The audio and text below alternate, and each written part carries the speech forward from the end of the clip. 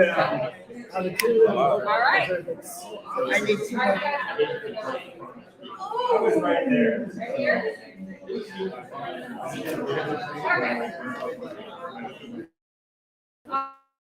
Hello, everyone.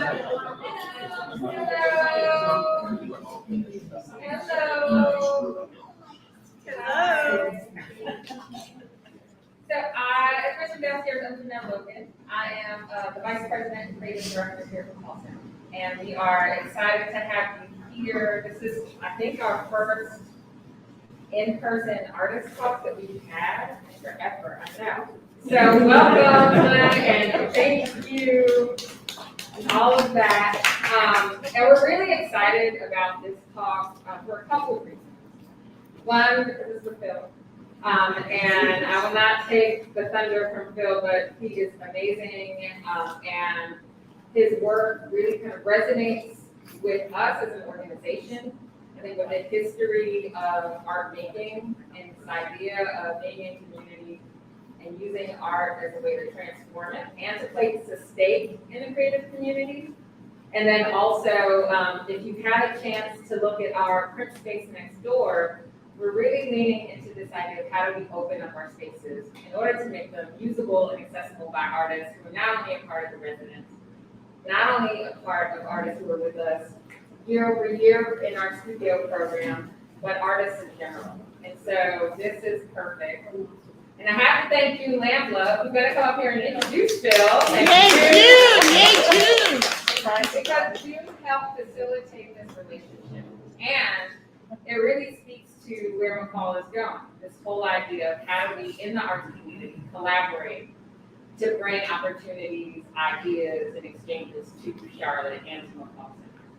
So thank you, June. And I know that you all probably, like everybody here probably knows June, but just in case, June Lambla is fabulous. I think you said you were a retired curator, but curators don't retire. So the curator has supported McCall in various ways, has curated a number of shows, has been here, is on our programs committee right now, and is just really an advocate for us. So we thank you. And I invite you up to introduce Phil. Yes. I didn't know I was going to do this. She did not know. I was like, hey, I got a thing for you. Anyway, it's surprised to me in a number of ways because this is the first time I've actually met Phil face to face. Yeah. But we've been talking for quite a long time, and I feel really fortunate to be part of this club, which it meets almost once a week now, and he expands the topics on his recent book called Prints and Their Makers, a fabulous book that everybody in the printmaking world has already bought, and others should buy because it goes beyond just printmaking, really. But Phil he's an accomplished printmaker and collaborator, studied at the University of Florida and at Tamarind, and then went on to work in places that are just kind of seminal in the art history of printmaking world. ULAE, with Tanyana Gross, and then Bob Blackburn's studio in New York. Mind-boggling. But he's also worked around the world in other print shops, such as Newt. Is that how you pronounce it? Crude. There we go. Crude publishing in South Africa, working with William Kentridge, one of my heroes, and Holmes, Sharp's printing, so many print shops that you'll see in his references that he's really been around. He's just opening a shop in Asheville, lucky for us, in North Carolina. So April, we'll be able to visit the printmaking shop in Asheville with just like a primo printer in all media, I think. Anyway, welcome. It's wonderful to meet you finally, and you'll just be really, it's a treat to listen to him. He pulls in the history of art as well as, all the kind of primo names of printmaking, so enjoy. Thank you for being here. Thank you guys for having me. And I have to say it is nice to be in front of real people versus boxes. The last 2 years I've given a lot of talks and lectures via Zoom, and as June mentioned, I do a book club. It's seasonal, and right now we're in the midst of the spring kind of season, which happens on Fridays and noon.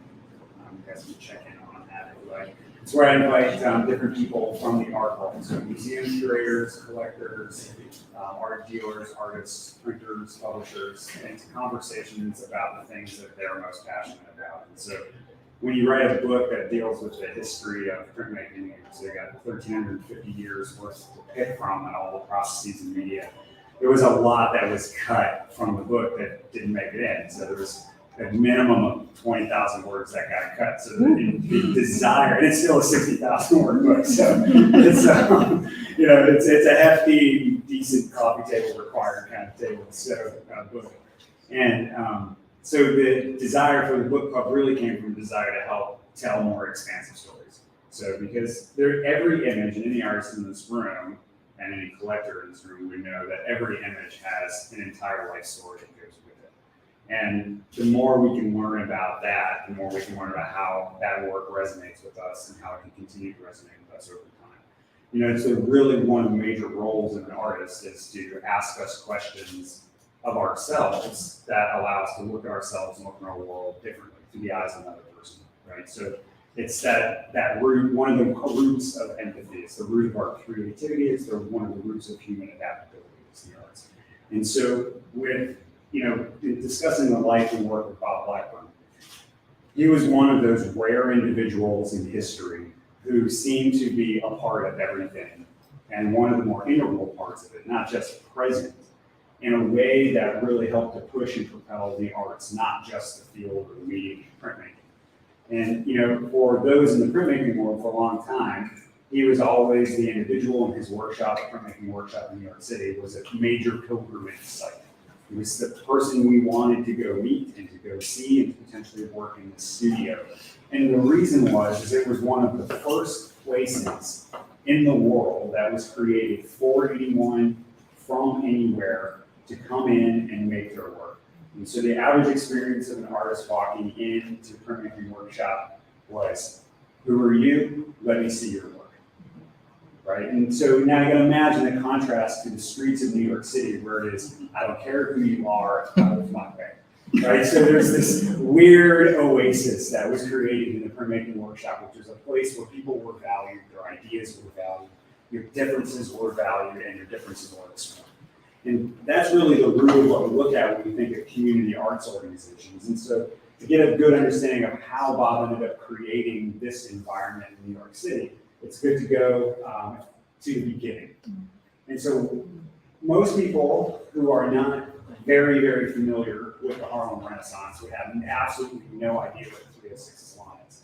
And it's one of the greatest travesties to me of art history, because the 306 Salon was a group of artists from the Harlem Renaissance, a group of artists working in Harlem, that was exchanging ideas openly and freely across media. So who you've got in the picture here, you've got Jacob and Gwendolyn Lawrence, you've got Langston Hughes, Ernest Critchlow, Augusta Savage, that's Romeo Reardon. I mean, the group of people just hanging out, having conversations was phenomenal. And so what came out of this sort of contemporary gathering of people was a really important idea by Augusta Savage. What she decided to do was to start teaching classes. It wasn't just enough to have a conversation. It was really important for those conversations to become physical in production. And I can't stress the value of that slight shift from talking to making, and how much that mattered to the community at the time and what that ended up doing. So she first starts doing classes out of her studio. Those evolved to classes at the public library and in the YMCA. And then they eventually ended up being at the Harlem Community Arts Center, which was a federally funded community arts center under the WPA. And so what they were doing here was teaching drawing, sculpture, photography, other forms of printmaking like screen print. And there was a lot of artists coming together to teach as well as to learn at the same time. The design of this community arts center was really simple. Anyone from anywhere, of any age, of any expertise is welcome. Very simple. You want to come in and learn, you can come in and learn. So what you ended up with were really amazing, diversified age, socioeconomic class and status courses. And, it was a workshop environment that demanded you learn from one another as well. So this is a lithography course that was being taught. It was being taught by Reba Helfand. And this class, what's amazing about it to me is that you've got a medium and that's fairly new to artists in the United States as far as artist practitioners. It was largely done in a more commercial setting.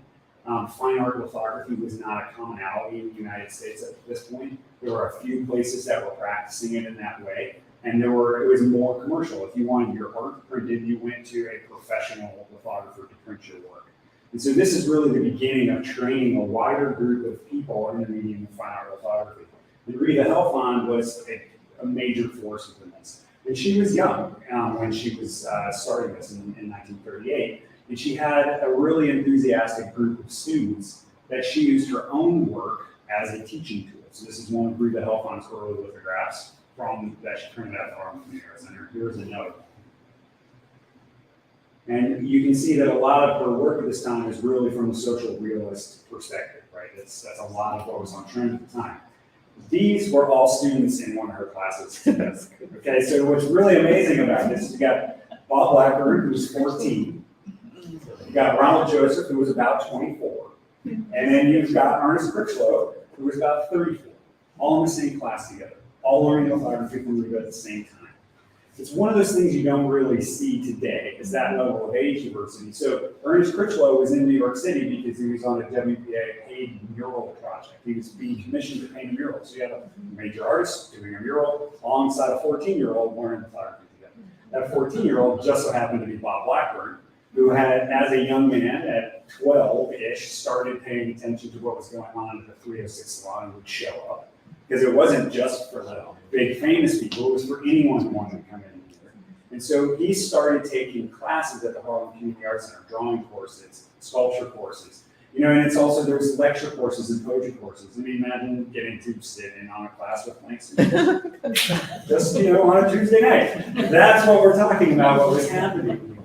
And this really open community environment where serious issues are being discussed. So, we can't just breeze over Ernest Critchlow's image lovers. Right? This is a major, important image. It's the social politics of the day. It's the Black American experience of the day being drawn on a stone. And now, it's not just a drawing. It's a drawing that can be reproduced. And I can't stress that enough, and we'll talk more about why the value of reproduction of an image is so important to the artist's voice and the longevity of that voice. But this image was originally drawn in 1938, but it was not actually editioned until the 90s. And for obvious reasons relative to content, it was not necessarily the safest image for Ernest Critchlow to be putting out there in the world with his name on it at that time. But he was working in an environment where it was safe to make. And that's what's really key to really point out here in this part of the discussion. So Bob Blackburn, this is 1939. He was born in 1920. So he was between 17 and 19 years old when he did this image. He, as a young man, he went to DeWitt Clinton High School, and they had a really amazing art magazine there called The Magpie. And he was one of the editors and major contributing artists to The Magpie. There were a lot of other famous artists who went to that school at that time. So his contemporaries were people that became widely well known as well. So Bob's circle of contemporaries, of friends of his own age, were also people working in these similar environments in New York City in this period. So, but for Bob, as a young man, as the son of Jamaican immigrants to the United States, there was a lot of change going on in the world in the 30s at this time. There was a lot of migration of peoples. There was a lot of change going on in Harlem at that time. And so a lot of his work really represented what he was seeing at those times. And in really dealing with the community, you can start to see as a young man he's really experimenting in drawing style. Right? So, but it's possible at the Harlem Community Arts Center because there was a lot of different styles happening at the same time. So each artist had their own approach. So it wasn't like, here's a course, everybody makes work in this way. It was, I am who I am as an artist, I'm making my work in this way, alongside an artist making work in their own way. And there's that individuality, but within a community setting, that really helped propel someone like Blackburn to really learn from a lot of other perspectives, as well as the other students and artists as well. But this is what was forming the foundation of what would become Bob's standard way of working and setting up the Printmaking Workshop in 1948. What you see here is an image of Will Barnett with Blackburn. This is Will Barnett and Blackburn here at the Art Students League. So when Bob graduated from high school, he needs a place to continue working. So in high school, he had access to a lithography press, and he was printing in high school. But afterwards, he didn't have necessarily access to equipment. He was looking for opportunities. So the major commercial printer for artists at the time was a man by the name of George Miller. His company was George Miller and Sons. If you wanted a crayon-drawn lithograph printed at that time, and you were not a printer yourself, you would generally send it to him. If you wanted anything that was more experimental, that had color, that had maybe gestural stuff or washwork, he would not do it. So you went to Will Barnett. And Will Barnett was one of the few artists who was doubly employed by the WPA as an artist and an educator. So he was teaching at the Art Students League. And when Bob graduated from high school, he wanted to continue his lithography education. He approached two people. He approached George Miller. George Miller said, "You can pay $500 a month to be my apprentice." In 1940. That's a lot of money. You get more than a university degree. Or Will Barnett said, "I'll get you a scholarship." So Bob, having just won the National Scholastic Art Prize, which was a really big art prize, had a review in the New York Times of himself as an artist. I think he was 19 when he had that review at the time. He goes to the Art Students League. He's taking drawing and painting courses, didn't even actually take his first printmaking class until he'd been there for a year, but he started working with Will Barnett. And so for Bob, he starts experimenting with color lithography immediately. And for the print geeks out here, I would point out this section right here. This is very rarely left on a piece of paper. It's normally trimmed off. This was a kind of impression from Bob's drawer that the estate after Bob passed was able to get. But I pointed out because this is how, when people say, well, how do you know how the colors are going to overlay or make changes? Is well, you do different patterns of drawing on the sides of the stone. So that each color layer, which is a separate stone that you're printing on top of each other, you can see how the different densities will overlay. And so if you change the printing order, you can see how those colors will overlay. So if you want to make a change in the interior of the image, you have an idea of maybe how you need to change it to get your visual effect. So it's a very common self-teaching tool to learn how the 8 layers would overlap to get what it is that you were looking for. So it's pretty rare that you ever get to actually see that because it's normally trimmed off because you don't want to necessarily leave your edge marking, right? So for me, it's a bit of a treat because you get to see some of the way Bob was learning how to deal with color himself in this time period. This is early 1940s. And, one of the other images that he started doing too was really, looking inward at himself and looking at his community and drawing more directly from that. And so you can also start to see that he's looking at other types of art. There's a Cubist influence that's happening here. Some French modernism that's starting to creep in from a influence and aesthetic effect of stuff that's going on at the Art Students League. So while working there at the Art Students League, one of the things that Will Barnett did was act as what's referred to as a contract printer for other artists. So you came in, you said, I want this done, and Will would do that work. Within 6 months of Bob being Will Barnett's student, they were essentially equals relative to skill. Bob was such a talent, such an amazing collaborator and printer himself, that right at that point, Will would start to hand off contract work to Bob to help Bob earn some money on the side. And so they started doing a lot of these projects together out of the Art Students League and working in consort. That's when they went from a student-teacher relationship to peers and extremely deep, dear friends for life within this time period. So one of the artists that Bob was working for to earn some money on the side was Elizabeth Cathy. So when she got a grant to come to New York City to make some work, she had been in Chicago for a brief period at that time. She came and made this print, Mother and Child. Now, for her, she has written and spoken quite a lot about this particular print as being a major turning point for her as an artist on how to think about herself, her community, and how her community has been misrepresented or lack of representation relative to the larger art experience, the Western art experience. And so this being her version of the standard Renaissance style mother and child, but obviously not white Europeans. And so it was a major specific departure for her conceptually to where she would end up going with her work for the rest of her life. And so she always pointed back to this experience. And I want to point out something really specific about this. A lot of her printmaking experience up to this point had been with all white faculty at universities or all white printers. This was the first time she was working with an African American printer, dealing with concepts from her own personal experience and wanting to push something and explore something further. So there was a part of that collaborative relationship that really also stuck with her and helped her become the artist that she was. She always pointed back to this as being a foundational moment. And this is something Bob did on the side. Right? So this becomes like a standard thing for Blackburn, is how much of his personal experience ends up affecting others because of his generosity and his willingness to say yes when it comes to helping. So Bob starts the Printmaking Workshop in late 1947, early 1948. And really it's largely because he doesn't have anywhere else to print. As a black man in New York City, he's not really allowed to print anywhere else. He wasn't able to still get a scholarship at the Art Students League. Obviously, he was not really a student at that point. And he wasn't going to be able to be on faculty there. And so he had a small lithopress in his bedroom, and Will Barnett used to sit on his bed and sponge the stones while Bob was printing. And Will was like, Bob, this can't be, like, nothing changed. And so Will Barnett and a couple other artists helped Bob raise the initial monies to rent the 4th floor of the building on 17th Street. Now, 17th Street, New York City in 1948 was not 17th Street today. It was a place people didn't go, hence there was an available space. Now, you see this press, you see this stone on the press, 4th floor walkout. All carried up.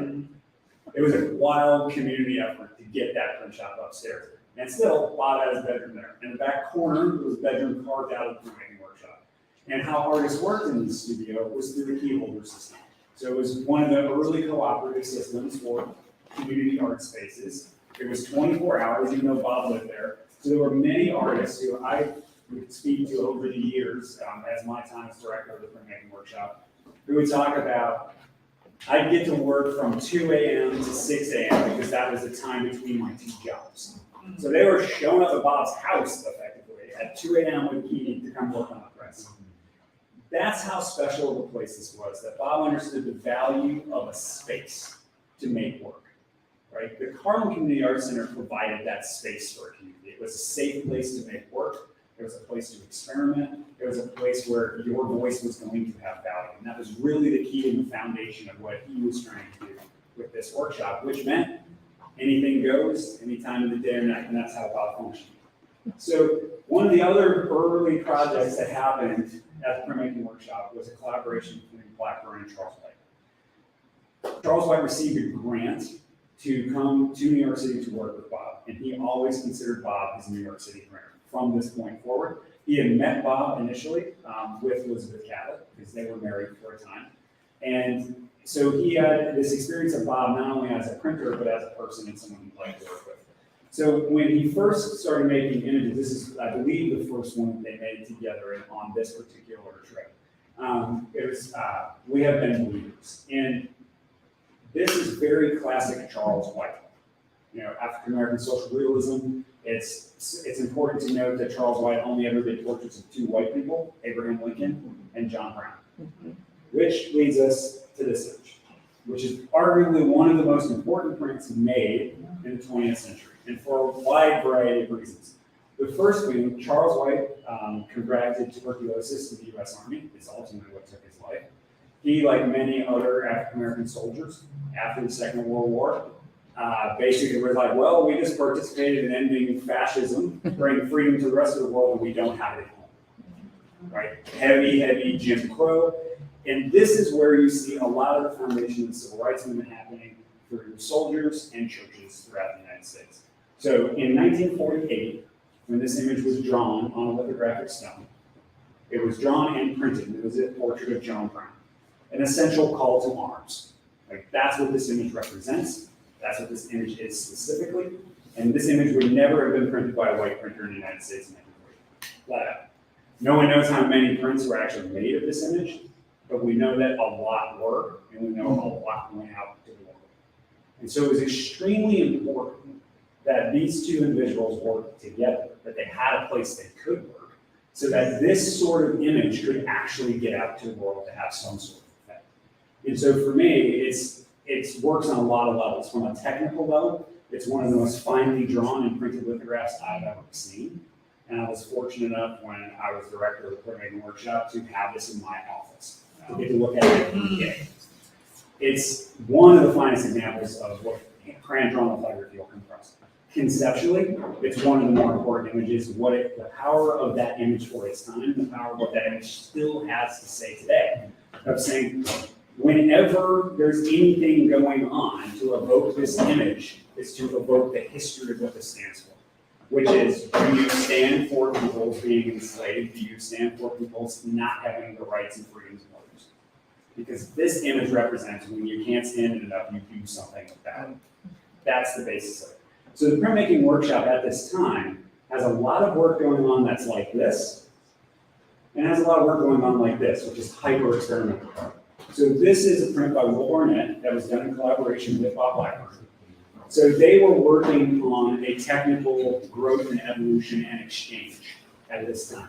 They were trying to take the medium of lithography out of the world of reproduction, right? So when you think about printmaking, a lot of people think about reproducing the world. You think about the money that you have in your wallet, books you read, posters on the walls, billboards, t-shirts. It's reproducing an idea, and it's able to be replicated over and over. But there's this other thing that can happen, which is you can, instead of reproducing a world, you can create a world. You can use it as a generative process versus a reproductive process. And what Bob Blackburn and Will Barnett were really interested in is how far they could push this process into the generative world of painting. And using the medium as a painting style medium that just happens to be replicable, like you could edition it if you wanted to. So for Bob, he really could care less about editioning his own work. He did editions for other people all the time. The last thing he needed to do was see his own thing over and over again. But what he did love to do was push the medium itself. And so what you're seeing here with this image of Will's is experimenting with color layering, overprinting, opacity.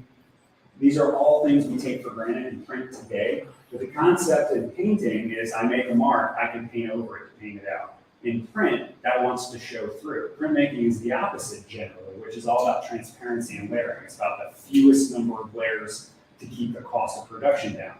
They were saying, well, we don't care about the cost of production. It's all about making art. So it's build it as you go. And this concept of building an image as you go is completely new on the printmaking scene, especially in lithography. So these back and forth experiments of Will's and Bob's are all being done in the context of 306 Salon members who are still heavily involved in Bob's workshop. It becomes a place for artists to keep coming down. And so the backbone of Bob's workshop was African-American artists, Afro-Caribbean diaspora artists, and expatriated Jewish artists from Europe. These are the artists who couldn't work anywhere else in New York City in the 40s and the 50s. This is their home, right? So this is where they all ended up. And this is why you end up with such groundbreaking work in a period of time, because you get all of the best artists that nobody wants to pay attention to working. It's pretty easy in this day and age to think of Jacob Lawrence or Romare Bearden as being two of the most important artists in the 20th century. In 1950 and 1960, no one wanted to buy their book. And it's really hard for a lot of people to understand because it's hard to take today's context, but apply it to that day. But these are still some of the most, brilliant artistic minds that are hanging out at the workshop. Right? So that idea, that Harlem Community Arts Center idea, that multi-generational, multi-process, multi-talented individual was the backbone of the Printmaking Workshop. So Bob, this is one of the last figurative or representational pieces that Bob makes before he goes fully abstract as an artist. And it's still considered one of his hallmark images. To this day, I'm not 100% sure how many colors were on this because they just kept covering stuff up. Like you get a little peek of something here, you get a peek of something there, and you keep staring at it and you try to figure it out. And, you can see some of his registration techniques for any of the print geeks out there. This is a British registration technique. It's a triangle cut technique for understanding how you do it because he was printing on damaged paper, which is another print geek thing from another day, but just to throw it out there. So, he started doing these still lifes in the early 50s as well. And a lot of this had to do more with print process than actually subject matter. The subject matter was really just a vehicle for the use of color and art making at that point. And then he starts going fully abstract. And a lot of the artists in the studio who were working representationally choose the abstract route as a means of expressing themselves for a wide variety of reasons, but one of them is to not be pigeonholed or locked into a specific aesthetic, like a social realist aesthetic, or like this idea that that's what they had to do as artists. So you'll see a lot of artists shifting into abstraction and then come back to representationalism. So you're seeing a lot of movement and style and experimentation and intention in this time period of the artists in the workshop. So Bob, by 1960, is doing extraordinarily complicated, highly beautiful images in lithography. Unlike anything else people are really seeing in lithography at this time. And a lot of it has to do with that concept of opacity that he introduces, like putting white ink inside a color to make it cover something. So you can get something like this happening, right? You can get this happening underneath because of the way the colors stick. You can use transparency when you want to. So all of these technical things are allowing him to achieve visual things. So his mastery as a collaborator, having random artists coming in asking him to print for them, having to learn how to make their work in their way, is feeding into the way in which he's seeing his own work and his own personal artistic goals. And for him, an image was never done. It was just at a place. And he would go back to an image over and over again. He would keep reworking that composition in different ways. Heavy Forms ends up getting worked on again, I believe, in the 70s. I mean, he had certain images that was worked on at least once every decade for 50 years. You're like, I'm going back to blue things. It's like totally not the same thing anymore at all. But it was these parts and pieces, this theme and variation. So for Bob, there's a lot of connection to music. One of his best friends was Max Roach, and so there's a lot of musical influence and styles of that concept of theme and variation that you really see throughout Bob's work, right? And so there's a complete synergy between media. So one of the important things that happens for Bob is in 1954, he gets a grant to go to Paris. So he's got his workshop open. He's going to be in Paris for 2 years, 54 to 56. He leaves. Workshop's going. Goes over, he's working in a litho shop there, he's learning more stuff, he's experimenting even more. He comes back to New York expecting the workshop to be gone. It was bigger. More people, more stuff happening, and he was faced with a really tough decision. Do I keep this thing going that I started, or do I focus on my own art? And he really wasn't sure what to do. So in 1957, he took a job working for Tanya Grossman, who is the founder of Universal Limited Art Editions, otherwise known as ULAE, to be her first master printer to help her start her print publishing organization. And he did that as a means of funding the Printmaking Workshop. So he worked for her essentially about 3 days a week. He took all of that money to pump it into the workshop to keep the lights on, keep the rent paid, to create these opportunities for other artists. So the first project he worked on there was a collaborative project between Larry Rivers and Frank O'Hara. It's a project called Stones. And, we could get into this a whole other separate lecture about the beginnings of ULAE, which is an entertaining thing we could do another time. But basically, how ULAE started publishing single images versus just book projects, which was Tanya Grossman's original intention, was that Frank O'Hara could never show up on time. So Larry Rivers and Bob Blackburn are hanging out, waiting for Frank O'Hara to show up. And they obviously do what artists do. They start making stuff.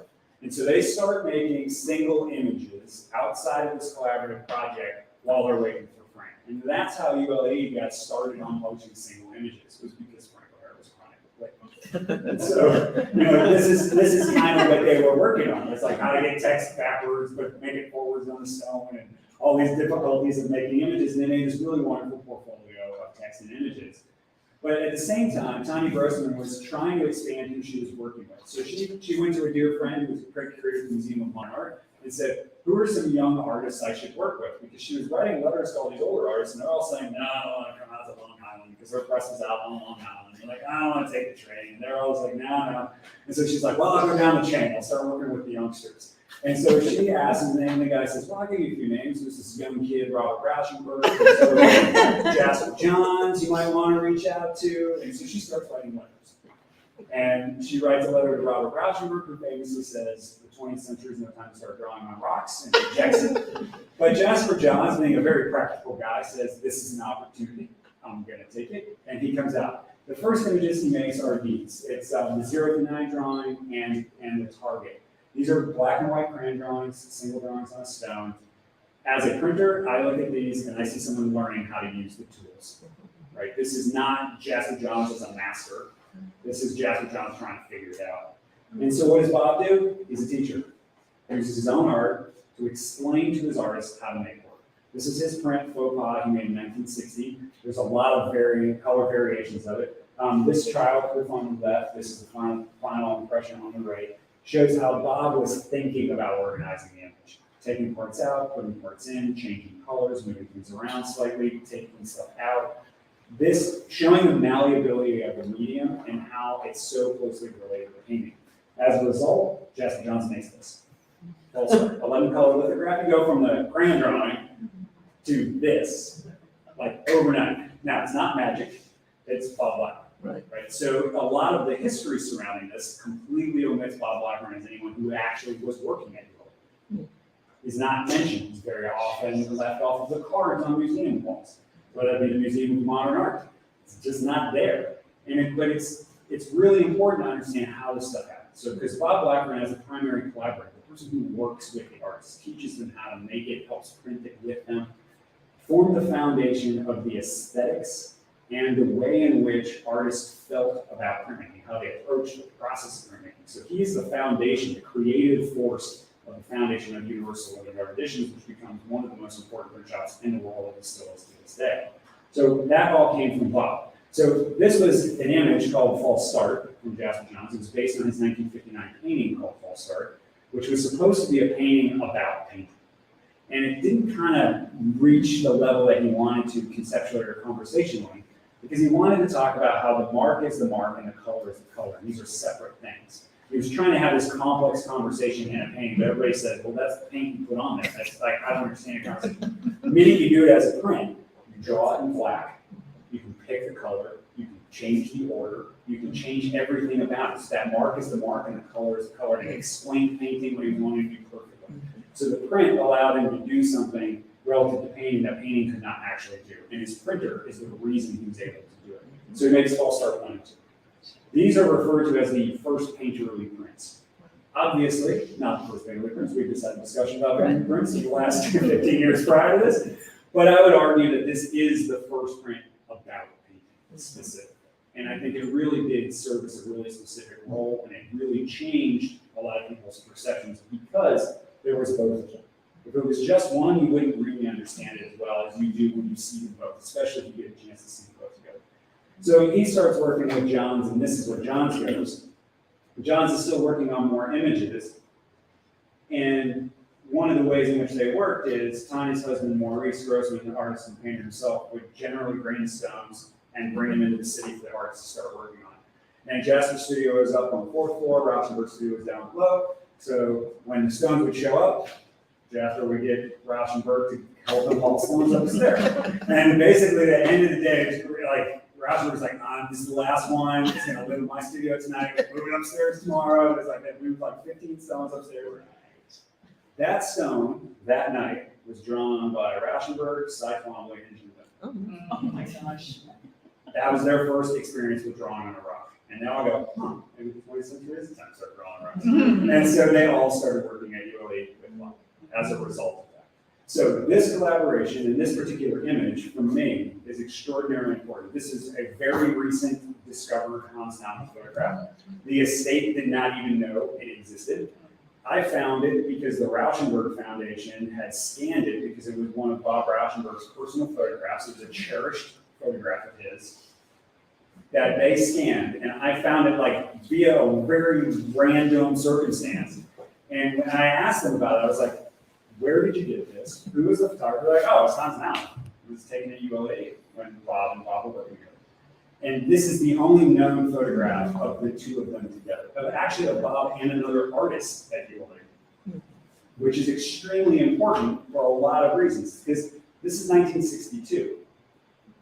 This didn't happen in public life. You know, two artists, an African-American artist and a white artist working together. It just did not happen. And this visual representation, I think, demonstrates the power of Bob's vision and his workshop and the way he approached the world. and the power of what arts can do, how they bring people together from different perspectives, different backgrounds, and make it possible for people to work because of the common language of art, and in this case, a more specific language of printmaking. So this image is, I had to pay a lot to put it in my book because it was extraordinarily important that it actually be in print, because a lot of the text surrounding Bob Blackburn in this time period either omits Bob or diminishes his value. And this is one of those visual points of proof of a relationship that genuinely shows the two of them caring and working together. Right? So, and the reason this is so important is because of the work that Rauschenberg starts to do in lithography and what that starts to change the perception of lithography. So this is one of the earliest images that Blackburn and Rauschenberg worked on together. It's called Stuntman 2. And this is a 3-color lithograph. So it was part of Stuntman 1, 2, and 3, and I'll show you all in a second. And it was a red, yellow, and blue print. Those are print geeks. That's red, yellow, blue, and black. That's how you make all the colors of the world for CMYK. So what he was doing, Rauschenberg was experimenting, learning how each of these colors worked in print, how they overlaid, the intensities you got, the pluses and the minuses. So these are all the parts to make Stuntman 2. This was Stuntman 3, the red, it's 2 stones, how that image was built. So he was learning, so Blackburn's teaching Rauschenberg how to build an image in the way he wants to do it. You have to remember, at this time, Rauschenberg's really mad about the fact that he didn't start doing silkscreen before Andy Warhol, right? So he was doing solvent transfers. He's like, I missed that one. I should have been doing that. It's totally my wheelhouse. So what he was trying to figure out was how to do these transfers. And so Blackburn, when they first got together, he's like, I want to see your work. What do you want to do? And he's like, I'll figure out how to do your solvent transfers on the stone. So Blackburn figured out the technical process for Rauschenberg to be able to make it work in the way that he wanted to. And the reason that's really important is this is a time when the role of the collaborating printer is changing. And that's to where the printer is the malleable agent. The person says, I have this technical skill, I can adjust to your aesthetics. Versus the artist having to adjust to the process. And I can't stress that enough. It allows the artist to be an artist, to take their mastery and not have to throw all their years of learning out the window to try to do a process. Because that was the traditional way of working with the printer up until this time, where the artist had to be the one who was flexible. Where in this case, it was the other way around. And as a result, you start getting these great creative leaps and jumps. So here's the series, we all on the right. What comes after this is this print. It's called Accident. And why this print was so important for Rauschenberg, and why his relationship with Blackburn was so dear to him to the point where he kept this photograph as a cherished photograph, is that for Rauschenberg, the big reason for not wanting to get into print was he didn't believe it was a world-creating process. He still saw it as being largely reproductive. So what we have here is an image that's being built. It's transfers, and that big line you saw is actually a cracked stone. And what we're looking at here is when the stone was originally proved, it popped or broke, causing this big rift down the middle of the rock. And so for Blackburn, he was very distressed. As a printer myself, the last thing artists want to do is destroy your artist's matrix, right? They spend all this time working on it, you're just like, yeah, this broke that. That's not what you do. It's like the worst thing in the world. And it affected Blackburn deeply, to a point where he was like considering not printing for other people anymore. Because he was such a perfectionist. And his role was, this is what you gave me, this is what I give you back. And to break someone's stone, it affects you deeply as a printer, because your job is to take care of your artist, right? And so he calls Rauschenberg, and Rauschenberg's like, I'll come out in the morning and let's take a look. And he sees it and he goes, this is amazing. And the reason it was amazing was because chance occurred. It meant that the world was not defined ahead of time. It meant things could evolve, things could change. And so the next question was, can you print it?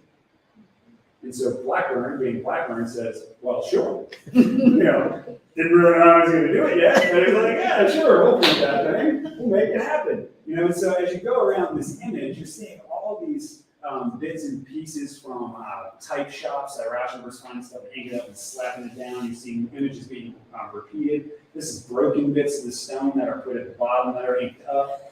And so this is what the image was before. And this is what it was after. So the stone broke, Rauschenberg reworked it a little bit, and now it's being printed as 2 stones at once, right? And so this is often referred to as the print code around the world. because it toured the world. It's that snapping stone sound, which if you've ever heard one break, it's one of the most heartbreaking sounds you've ever heard in your life. And so it won prizes, and it changed everyone's perception in the print world at once, because it literally toured, because it's a print, it could. Right? It's not a painting, it's the only one, there's many of them. And the thing to really point out about this too is that Blackburn didn't just get one, he got an addition of 29 before the stones completely disappeared. So it would have been hard enough to get one or two good impressions off this, but to actually addition the thing is yet another level of technical achievement. And so for Rauschenberg, this cemented printmaking for him as something foundational as an artist. So much so that he becomes one of the most prolific printmakers of the 20th century. So much so that he gets countless other artists into the medium. And it's all because he had a printer who said, yes. And I can't stress enough the fact that the artist felt comfortable enough with his printer to ask that question. And the printer felt confident enough in himself and his own abilities and in the artist's vision to say yes and figure it out. That is a very rare convergence of things to happen that we can take for granted because we have the work to look upon. But in that time, the average printer would have said no, and the average artist wouldn't even bother to ask. And I think that's really what underscores the creative environment that was created, which is that extension of how Bob was brought up in the arts. I mean, he was 14 and he was Jacob Lawrence's studios. So when you're brought up in an environment where the arts are critical to your life, and that creative problem solving is just who you are, and you bring that to bear in a collaborative setting, these are the types of things that happen. Now, just to point out, the history does not really reflect this correctly. And this is from 2020 or 2021. It's hard we can find the Museum of Modern Art. It's from their article series. And you will notice here that this says that this image, faux pas, is referencing the broken Rauschenberg stone. This was printed in 1960, and they have the date. And they own an accident, which is in their collection, which is 1962, and they still get that wrong. And you'll also notice they throw his printmaking teacher, Rita Helfand, under the bus as saying she was just experimenting, diminishing the quality and the value of her work, which we saw at the beginning, which I would argue is extraordinary. And so this is the type of stuff that we're still combating at this point of trying to help correct the narrative and augment the narrative. Because, you know, Jasper Johns being credited with making the first painted reprint, I argue on one level that is true, but it's not the whole story. Right? There's a fuller story. Now, part of what your job as someone who writes about this stuff and writes about history is to tell a more full and more complete story, more of what was going on at that time. So Rita Helfand being a woman, and a woman in the WPA era, shortly after the war, many of the opportunities that female artists had at that time went away. Well, men came back, and it was all gone. Her career did not take off like many of the careers of many of the women who were teaching and making amazing work in the WPA. And a lot of it still comes back to how they're referred to. So this is the image that they're saying was, okay, that's the image we're referring to. From a printer's perspective, I see how she's altered and adjusted this image to achieve her own aesthetic goals. I can see little bits of remnants of what she's scraped back. I can see how she's organized this composition, and I can see the power in which she's trying to convey conceptual condition. So to me, I would not have referred to or written about it in this way. That's pure curatorial perspective. So, but I just want to point that out, that a lot of what I'm telling you is stuff that is known, but it is not necessarily written down. And so other artists that Blackburn was working at ULE in those first years, he was there from 1957 to 1963, Grace Hardigan, Frank Baller, Jim Dine, Robert Motherwell, all of their first experiences in printmaking were with Bob.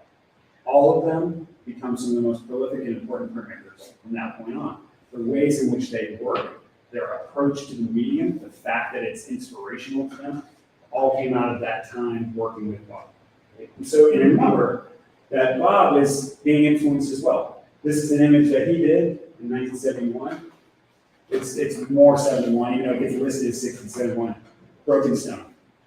You know, that's the one that refers to Rauschenberg, not faux pas. And Rauschenberg does this image in 74 as a tribute to Tiny. What is he doing? Printing the whole, what we would consider it generally as lithographers, as a scrap stone or a paperweight or a doorstop. It chunks out of it, and it's like, oh, how are you going to use this thing? Rauschenberg says, that's the one I'm going to use, and that came from that relationship with Blackburn. And remember, he's doing all of this to keep his workshop open. So, Romero Beard working on the family, which is really important seminal work. Artists from all over the world learning how to print, making their own work, getting their own opportunities. The vast majority of collaborative printers in New York City got their start at Printmaking Workshop. They ended up working for all the big major publishers. This is where they learned and trained. It was always this place that was about making things. It was about creating opportunities at all costs for anyone. And if you knew Bob Blackburn when he was alive, or if you heard a lot about him, you were a random person walking down the street, you were being invited into the studio. If you're an artist who came in of need, Bob would take his last $25 to buy you the paper you needed to make the work for your show. So he was effectively homeless for a third of his life, lived in the shop. Another third of his life, he pretty much lived in the Chelsea Hotel. He was there in the latter part of his life. After a while, they basically said, you can just stay here, Bob. You're not going to pay, but here, keep your place. And it's because of his importance. He was horrible with money, and he was one of the most generous souls there was.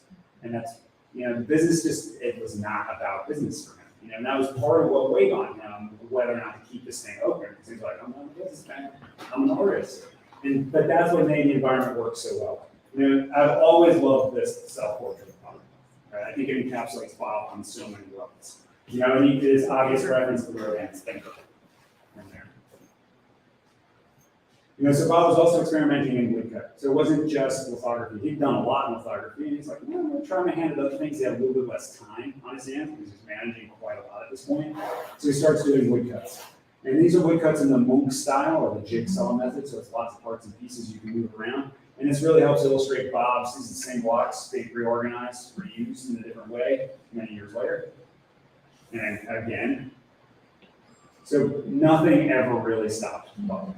Right? And I think that's the other thing about the philosophy, the way he saw his studio and the way he saw the relationships to art and artists. They don't really end, they just evolve, they keep going.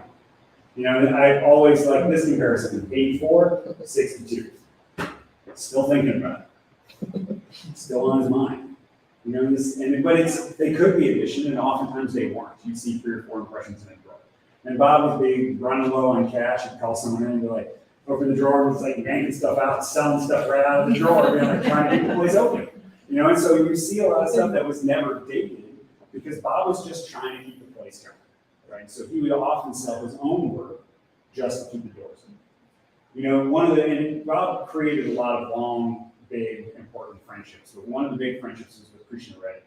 And Krishna Reddy was one of the pioneers of viscosity printing technique in Intaglio at Atelier 17 with Stanley William Hayter. And when Christian moved to New York City, he found his home in the Printmaking Workshop with Bob. And so they started making a lot of prints together. And some of those techniques, were new to Bob. Bob was not an Intaglio printer. He was primarily a lithographer and woodcut artist. But he started making these viscosity prints as well, as inspiration with his friend, Christian Reddy. And so they've made a lot of really interesting, it's the same plate used in a different way. It's classic Bob Blackburn. I like this change everything all at once. So he saw a printing matrix as something to work with versus work against, as something to create the world versus recreate the world. And I can't stress how important that was because other people started to understand this as well. So the Printmaking Workshop incorporated as a nonprofit in 1971. Up until that point, it had been running as a nonprofit, not designated as one. Let's be clear, it's never made money. I want to be real clear about that. And so for Bob, though, when the NEA was formed, and it was a brainchild of Jackie Kennedy, the NEA and the NEH, and it was the thing that she was going to do during her husband's administration. He died, he was assassinated before she was able to implement that. So Johnson picked it up and implemented it for her as essentially a favor to her because it was something that was supposed to happen. And she was really modeling it after European supported culture. But when the NEA and the NEH were formed, they needed models of organizations to look to understand, well, who should we be funding, right? So all of those community art centers that had sprung up across the United States during the WPA era were mostly gone because they weren't being funded anymore. The Printmaking Workshop existed. And they used Bob's shop as a model to say, well, this is doing what we wanted to do. It's artists from all over the world. There's people working together. They're experimenting. They're exploring. They're making work that can help support themselves financially. And so Bob's workshop is one of the early recipients of NEA grants. And once he starts getting NEA grants, what does Bob do with it? Gives money to artists. So basically, he's like, starts bringing in artists from other parts of the world, pairing young printers. He's now starting learning how to be a collaborating printer, working on portfolios. That's what he starts doing. He starts taking all that money into increasing his reach of his workshop. Right. So one of the things that happens in at least 1972 or 75 is in Asylum, Morocco. The Moroccan government they were kind of on the verge of the civil war. There's different factions within the Muslim community there, and they were looking at ways in which to bring people together. And they actually invited Bob Blackburn and some artists from the Printmaking Workshop to set up a printmaking studio to do a large community arts event to bring artists from different parts of Morocco together. Because they're like, well, we can get the artists to work together and make stuff, and they can go back and help change the communities. It was really foundational in helping Morocco pull itself together as a nation, and Bob would go back year after year for all of these, and the print shop still exists to this day. But just it's kind of neat to underscore the importance of Bob's workshop and the work that he did in that capacity. He was being sought out from other parts of the world to do this type of work. But at the same time, he was not necessarily being recognized as much as an artist himself, right? And so part of my personal goal is to make sure that he knows as an artist. Now, you're in New York City, 116th Street, North 6 Rice Line. You can go see some of Bob's work. This is the last work he made. It was just like Bob was getting older. They wanted to help him out. It was like the next one on the list. So it's like something. The question was why 116th Street. It was because there wasn't like a more key location available at that time. Because the way MTA at that time was operating was, we've got a subway station we're getting ready to redo. We can offer this one up to our artists. And so they're like, we want to help. Well, we want Bob, who's a major artist, to have an opportunity to do this. And so he starts to design the tile work for 5 pieces in the subway system there at 116th Street. So if you're in New York City, take a little side pilgrimage, go visit Bob. Highly recommended. I do every now and again when I'm in the city. We just kind of want a little breather. So, and a lot of, part of this came about because Bob had been helping other artists from the workshop get MTA commissions for use. Yes. Right, so let's see, I'm trying to remember where. I know Wigglesworth has one on, I think it's off of J Train. Okay, there's a lot of artists from the Printmaking Workshop that have it on the J line, the L line, and Brooklyn and Queens and stuff. And so Bob was instrumental in helping a lot of artists of color get their first shot. Because Bob was working with artists from all across the stratosphere of New York City's art scene, when an artist would come in and say, well, I'm trying to get my work shown, Bob would put them in touch with somebody. So if Bob sent you, you were vetted, and it opened the door for you into a gallery that might normally have shut the door in your face as an artist of color or a female artist, right? But they knew Bob, and they knew Bob was sending someone specific, and that was important. So Bob was really instrumental in creating like the connective tissue for lots of artists. And so, and so for him, the legacy of the workshop was a difficult thing to deal with as he was aging. It's like, what do I do with this thing? And so it was difficult for him because in 2001, August of 2001, finances forced the workshop to close for a third time. It was actually a third time. And he was like, well, we're just going to raise some money again. We'll get it back going. But 3 weeks later, it was September 11th. And so there was zero fundraising for the arts in New York City after that. And so it was a really hard time for Bob because his workshop was closed and he had no ability to get it back like he had always done. And so it was at that time that his old friend Will Barnett, who happened to be serving on the board of the Elizabeth Foundation for the Arts, said, what about it becoming a program of the Elizabeth Foundation? And it took a while to work that situation out, to see how it would be set up, what its long-term mandate would be, what it would be called. And for the longest time, he did not want his name on it. And it was just to be a Printmaking Workshop. And it was like literally at the point of signing documents, he's like, no, it should be the Robert Blackburn Printmaking Workshop.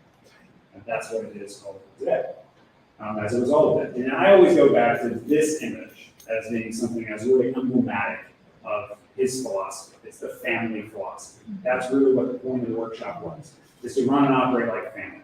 It's not always going to work well. but it's always going to have the best of intentions. So maybe this encapsulates it perfectly. You know, family, you gotta love it, but you don't always like it. That's the kind of way it works. That's what my mom always used to say. You know, so workshop is still there today. It's on West 39th Street, May 89th. You can go there, you can work there. It was designed and by Bob's mandate, his vision on how he wanted it to still operate. So any artist from anywhere can come in and work in the studio. It's 2006. Oh yeah, cross that off for us. Glad to do it all in one. So in 2006, I was tasked with restarting Bob's shop. So 2001 it closed. Took several years to figure out what to do with it. An agreement was signed with the Elizabeth Foundation. They gave Bob a studio. They were helping Bob out through the latter portion of his life, giving him a salary sign on as the artistic director. Unfortunately, Bob did not live long enough to see it. But he did know that it was going to. And part of that was Deborah Cullen, curator at the time at El Museo Vario, who is now at the Mellon Foundation, put together a package of prints from the archive and organized a sale of those prints to the Library of Congress. It was that money that helped create the monies to reopen the workshop. And it was instrumental in two things. One, it was cementing the legacy of the Printmaking Workshop, but two, it was cementing it as a community arts organization. And this is the part that's really important to me, is that Deborah Collins specified that you could not cherry pick the most famous artists who work. It had to be at least one image from every artist represented in the collection. So it was over 1,800 artists and over 2,200 images actually went through. And it was really important to keep it as a whole. Not every work was great. Not every work was by a great artist, but every work was greatly important to the community that created these works. Because that person was there, some other things happened. Because conversations were had, ideas were made. And so you can't really discount the value of every person in the community relative to the whole place like that. So it was a really masterful stroke and a really important thing because it preserved a portion of American history that was really important. So it was everything from 1947 to 1997. Under my tenure as a steward of the workshop, as me as a much younger man with over, and a tour of Christie's MA students back there, which is really great for them to get to see Chicago working at. Was we did another sale of another portion of work that was later as well, and it's something that the library has committed to doing on a periodic basis, which is something that's really wonderful. And one of the reasons they supported the work was because it also represented artists of color in working in abstraction, which was completely not represented at all in the National Archive. It was as if artists of color just didn't work in abstraction. It didn't exist. So now that record has been corrected. So just a quick note to kind of tie us into the call center. One of the things programs that I started up at the Printmaking Workshop was a printer training program that was not just in the United States, but also outside the United States. So I started training some printers through the David Crude Workshop in Johannesburg, South Africa. This is me working with artist Colbert Chile, who was an early resident artist here at the call center. And I found that out when I went to go work with him. He was like, oh, I've been in North Carolina. I've been in this random place called Charlotte. so when I worked on it was his first multi-plate, multicolor etchings, as well as a whole suite of watercolor monotypes. This is one that I was working on. One of the printers I was training at the time was this young man, but he's not young anymore, this is a while ago. That's Lumbi, or Lumbi. And he has his own print shop in Johannesburg. Right? So the idea is that, apprenticeship system is that you train someone to be able to do it for themselves. Right? And that was really a lot of what's happened at the David Crude Workshop over the years is printers being trained and doing their own thing and going on. And so this is Lumbi working with patent law, which is the reason I show this in South African culture. A younger man would not be telling an older man what to do. That tells you a level of respect, and in that environment, how that can actually happen. Right? He would not be allowed to give him advice. That's why I put this in Virginia, because in that print shop, a lot changes. Okay? Because it's a different world, and once you get inside that collaborative working environment. And Lungi actually had the opportunity to come work at the Printmaking Workshop in New York, and he was working on a print with the artist Joseph Hart and I, which was really great. Heather Hart was a STIP Fellowship Studio Immersion Project recipient for us, and then she came here after that, so I get to say we did first.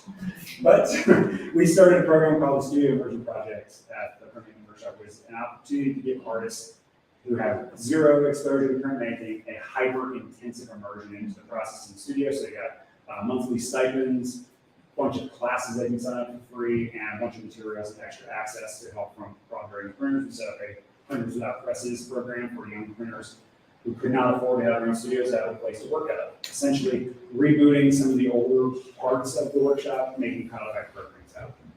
And so, Justin Sands, this is him working with Auto Meals, is the current studio manager and lifeblood and soul of Printmaking Workshop at this point. So if you go there, you'll see Justin. Ask Justin, tell him I said hello. Because I'm assuming you're all going to go at this point.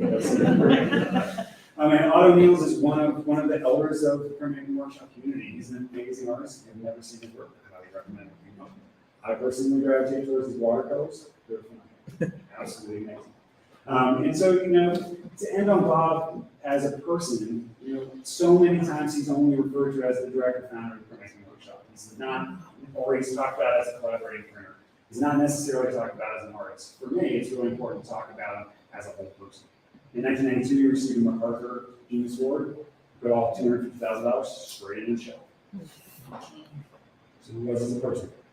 And so tomorrow, we'll be doing a watercolor monotype workshop. I'm not 100% certain of the process, but we are going to how you do it. As far as printing, I realize how fun that's happening. So I got the technical side down. But we are going to do the front end portion where I describe the process, show some examples of prints, and demonstrate the process via Zoom. So that will be recording available as well. So this is a monotype by Sarah Sanders. You can see my wife. I'll also be bringing Zoom for work tomorrow. So if you want to see some of that person we get to. This is my book, Prints and Their Makers. It goes over, Bob features obviously heavily throughout the story. There's a lot of things that I didn't even talk about Bob that goes through. Lots of other print shops that are mentioned. There's 34 different publishers represented, 102 contemporary artists. There's 400 some images. It requires a hefty coffee table. So if you're getting it, don't drop it on an IKEA furniture. It's not going to last. Yes, Marlo. I do business consulting for artists, nonprofits, creative services, and industry and individuals. I also am a fine art print publisher, and I've just set up, in the process of finishing setting up my studio in Asheville. So years of New York and everywhere else, landed in Asheville. Come by and say hello. Always feel free to just shoot me an email. It's an appointment-only space because I have 2 young children and I never know what I'm doing. But if there are any questions, I'm happy to entertain questions. Right now, we got just 1 or 2 minutes on recording, but we can go over. I think it's great when you actually talk about the artist who is basically the technician first, and then was willing to be able to push the boundaries as an artist. I actually think that that's always one of the most annoying things about reading art history. Of the here's the geniuses. How about the guys who actually figured out how to do it and were doing amazing stuff, and then they're just the guy who runs the studio. Yeah, because one of the things I think that Bob really fought against was the label of a collaborating printer as a technician. Yeah, because you're a collaborator. And there's a big difference between being a hired technician to perform a specified task. It's like the difference between going to Kinko's and somebody's command print and going and saying, I have this idea. I don't know how to do it. I need to talk to you. And you come up with a way to not only execute the idea, but to go forward. And that's where the collaboration comes in. And the person at Kinko's actually understands how a fire is built and actually tell you, hey, run the red out this way. Right, or we're going to run this thing through 6 times in Yeah. 6 different ways to Yeah. build up this image that you want. Yeah. And then in that process of helping you break down your own creative process, as an artist, you learn about the nature of what's necessary in your own work.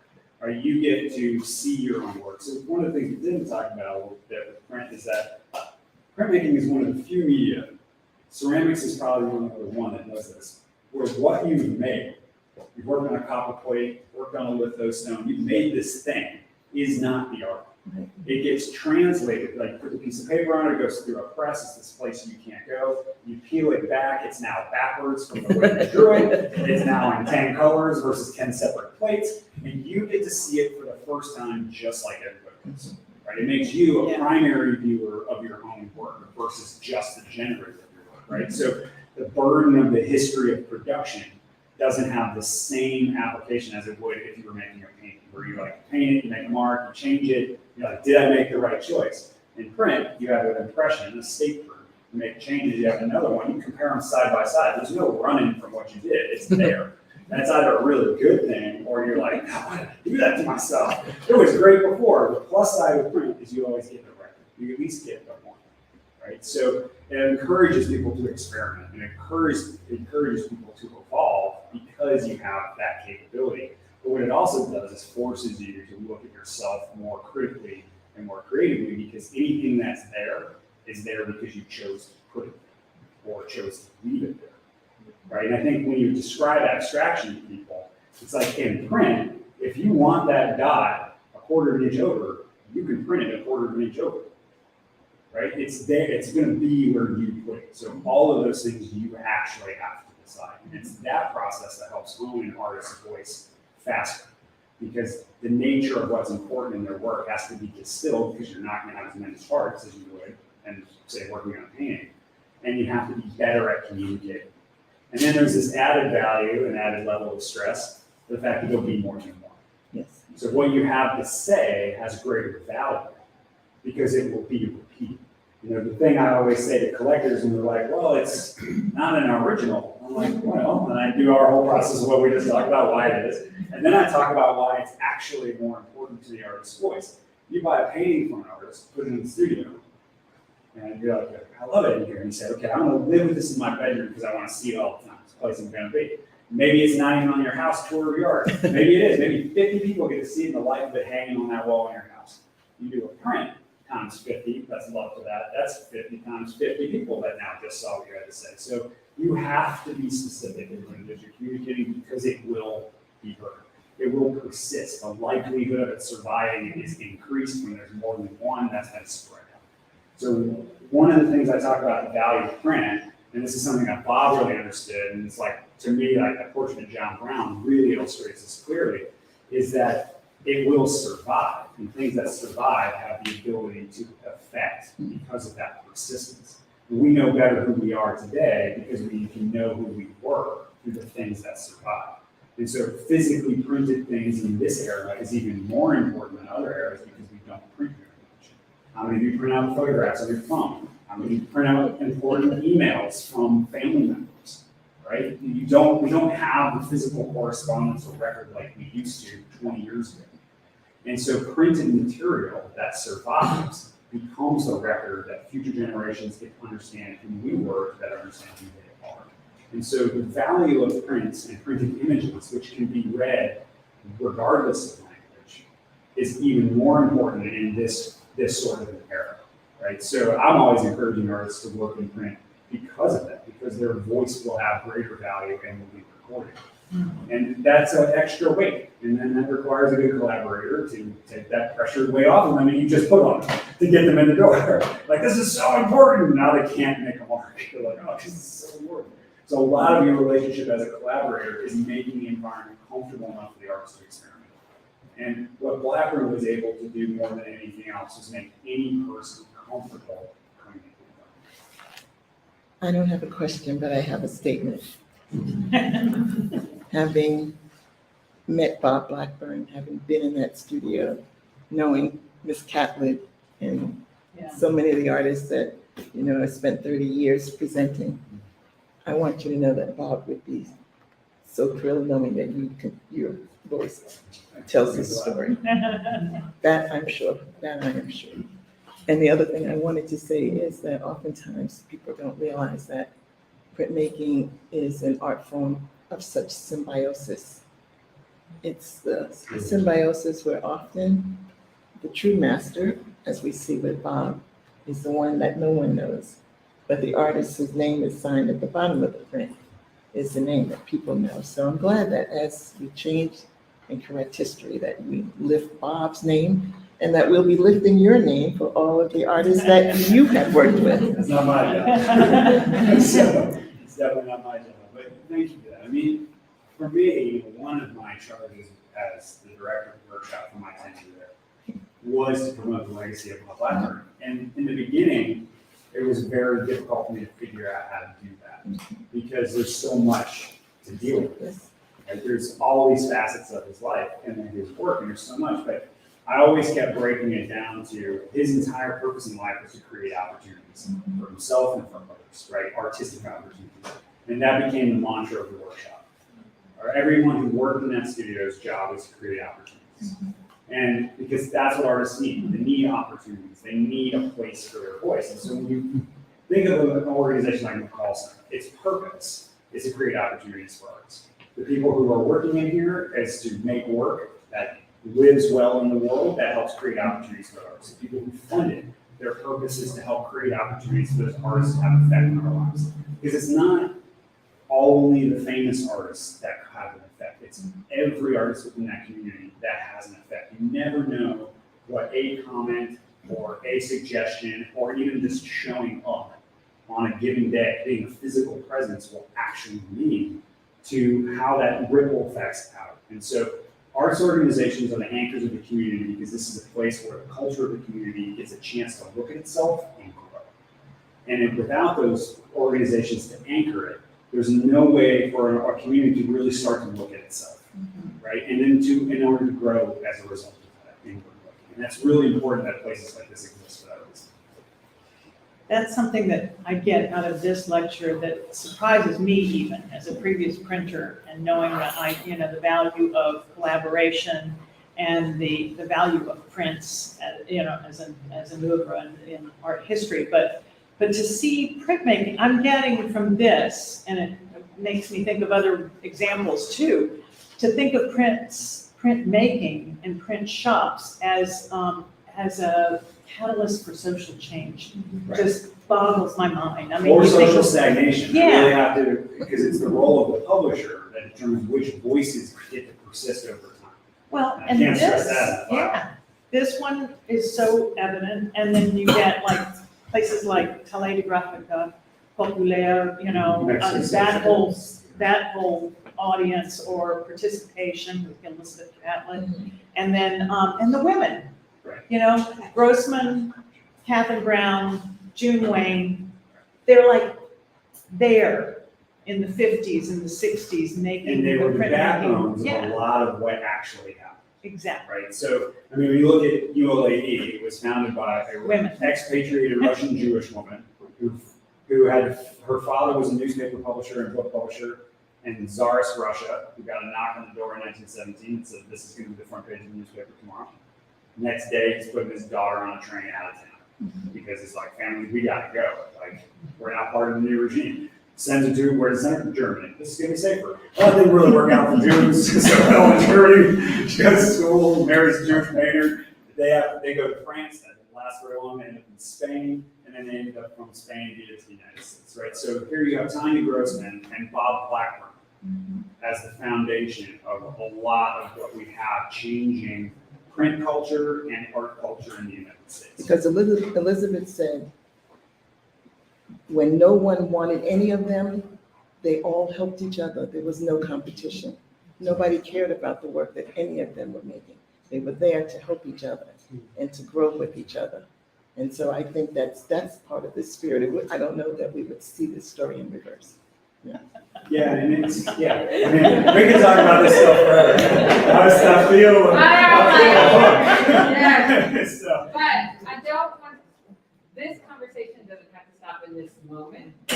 I know you have a question, and so there we go, one-on-one conversation. So the conversation can continue, but the public conversation we have to wind that down. we can do an abrupt cut. Thank you everyone for being here.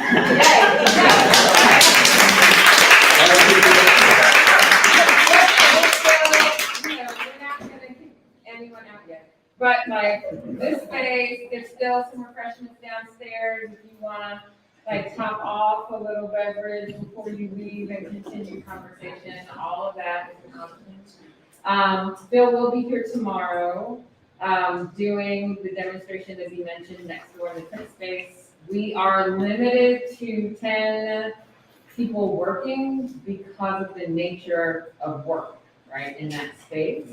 But we will record and share the presentation. It will stream on Facebook as it is tonight. We have 7 people signed up right now, so if you are inspired to come out tomorrow, let me know. And we will put you, I'm looking at certain people, we will put you on the list.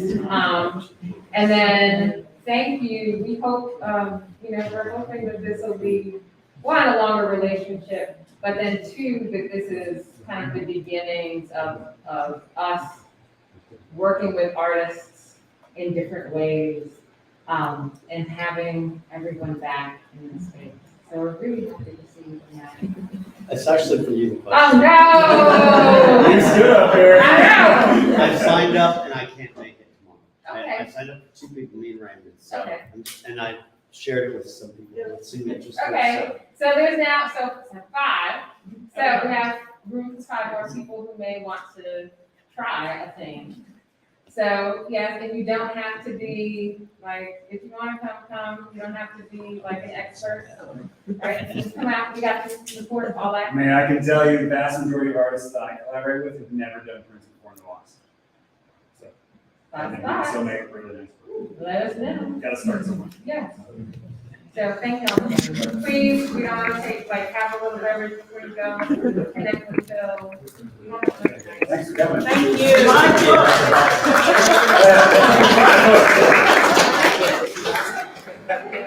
Last plug is if I do these book club conversations, stuff like this is amazing. Interested? On this workshop. For how long? They